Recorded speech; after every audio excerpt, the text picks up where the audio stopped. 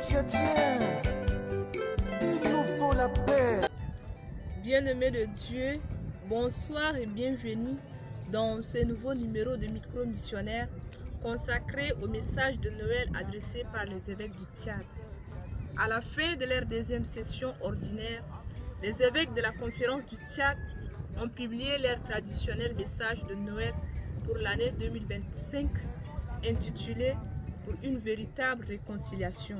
C'est au constat d'un climat politique et social très tendu que les pasteurs de l'Église catholique écrivent ce message aux chrétiens, aux gouvernants, aux hommes et femmes de bonne volonté pour les exhorter à un esprit de réconciliation. Dans ce message de 4 parties, les évêques signalent que la réconciliation est un processus long et exigeant. Ils saluent quelques signes d'espérance. Ils décrivent les obstacles à la vraie réconciliation et appellent enfin les Tchadiens à divers niveaux à un engagement au service de la réconciliation. Les évêques rappellent tout d'abord que Noël est le temps favorable où Dieu visite son peuple. Cette visite apporte la réconciliation, car l'expérience du pardon rétablit la communion entre Dieu et les hommes entre eux-mêmes. Car il est écrit dans la lettre de Saint Paul, apôtre aux Colossiens: supportez-vous les uns les autres et pardonnez-vous mutuellement si vous avez des reproches à vous faire. Le Seigneur vous a pardonné. Faites de même par-dessus tout cela et l'amour qui est le lien parfait. Comme Isaïe qui a fait l'expérience des ténèbres lorsque son peuple était en exil à Babylone, les pasteurs disent que l'obscurité s'installe dans le cœur, mais Noël est une source d'espérance et de foi renouvelée.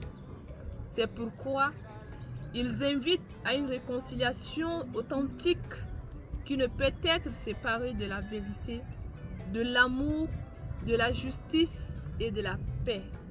Car dans le livre de Proverbes, le Seigneur a dit qu'il y a 6 choses qu'il déteste et 7 qu'il en a horreur: le regard hautain, la langue menteuse, les mains qui salissent le sang innocent, le cœur qui occupe des projets coupables, les pieds qui s'empressent de courir au mal, le faux témoin qui ment comme il respire et l'homme qui déclenche des querelles entre frères.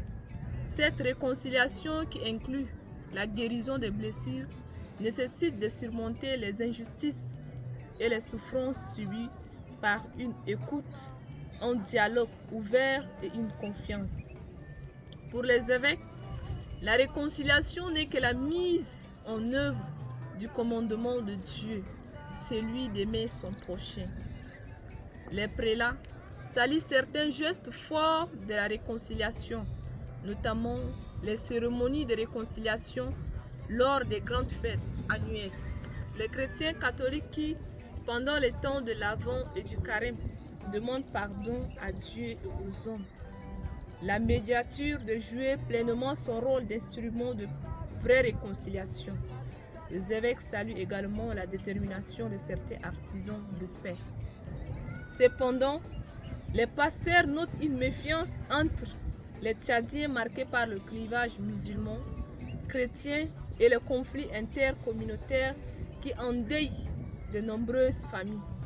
Ils n'ont pas perdu de vue la tentative d'imposer un code pastoral et la spoliation des terres des premiers occupants qui crée un malaise au niveau national.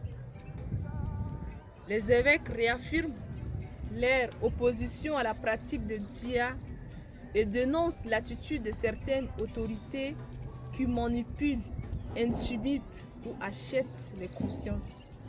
Ils constatent aussi un déficit démocratique marqué par le manque de transparence dans les réformes institutionnelles et constitutionnelles, une armée non républicaine, une justice sujette au pouvoir exécutif, les enlèvements extrajudiciaires et l'interdiction des manifestations.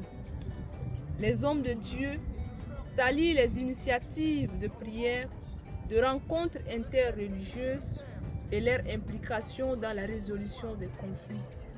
Toutefois, ils reconnaissent la défaillance de la plateforme interreligieuse due à un manque de concentration et de collaboration.